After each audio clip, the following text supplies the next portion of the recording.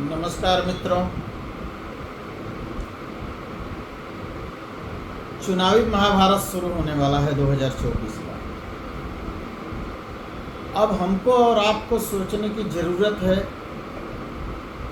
कि देश को किस दिशा में कौन सी पार्टी ले जा सकती है। आज बहुत गंभीरता से सोचने का वक्त आ गया है। पूरे विश्व के अंदर अगर आज भारत का आप नाम लेंगे तो कोई भी ऐसा देश नहीं होगा जिसके मुंह से ऐसा न निकले कि भारत सशक्त हो चुका है, भारत मजबूत हो चुका है, भारत का नेतृत्व एक सशक्त हाथ में है जो देश के विकास के लिए 24 घंटे में 24 घंटे सोचने वाला आदमी है। 24/7 365 दिन सिर्फ और सिर्फ उनके लिए एक ही उद्देश्य है, माँ भारती विश्व गुरु कब बने, सशक्त भारत कब बने।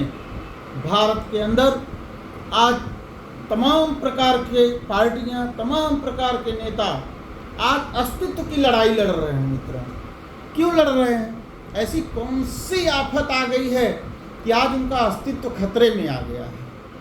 यह एक सोचने की ज़रूरत है, आज कहने की ज़रूरत है उस बात को, और याद करने की ज़रूरत है कि भूतकाल में भी भारत के प्रधानमंत्री विश्व के अंदर अनेक देशों का दौरा करते थे तब का, और आज हमारे देश के प्रधानमंत्री आदरणीय श्री नरेंद्र भाई मोदी जी जब दौरा करते हैं विदेशों के अंदर, तब उनके नज़रिए में किस तरह का बदलाव आया है।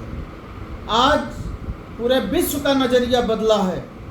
जो भारत को कमज़ोर, भारत को गरीबों का देश कहा करते थे, भारत के अंदर रक्षा उत्पाद नहीं होते थे, हमें अपनी रक्षा के लिए दूसरे देशों के ऊपर निर्भर रहना पड़ता था, आज एक ऐसा नेतृत्व भारत को मिला कि भारत अपनी रक्षा तो करेगा ही करेगा, दूसरे देशों को भी रक्षा के उत्पादन बेचने के लायक बन गया। मित्रों, बदलाव आने में थोड़ा समय लगता है।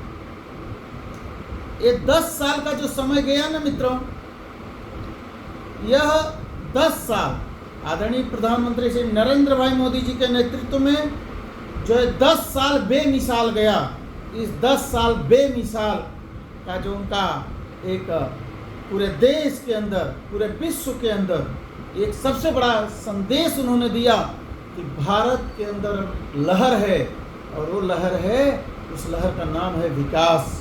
विकास की लहर है। आज विकास के लिए प्रतियोगिता हो रही है। पूरे विश्व के अंदर, सारे देशों के अंदर होड़ मचा हुआ है कि हमारा देश कैसे आगे बढ़े, हमारा देश कैसे आगे बढ़े। जहाँ हमारा कोई स्तर नहीं होता था, आज हम भारत को तीसरी आर्थिक महाशक्ति बनाने की ओर आगे बढ़े हैं। उस दिशा में आगे बढ़े हैं जब हमारे यहाँ के लोगों के प्रति विश्व के अंदर नज़रिया ही अलग था। मित्रों, मैं छोटी छोटी योजनाओं के बारे में आपको बताना चाहता हूँ बहुत कम समय में। पहले भारत के अंदर स्वच्छता का वातावरण और आज भारत के अंदर स्वच्छता का जो वातावरण है, यह सीधा सीधा आपको दिखाई देगा। पहले माताओं बहनों के लिए शौचालय एक स्वप्न के बराबर था। उनको कितनी दिक्कतों का सामना करना पड़ता था, उनको इंतजार करना पड़ता था कि सूरज कब डूबे। तमाम प्रकार की बीमारियों की वो शिकार होती थी।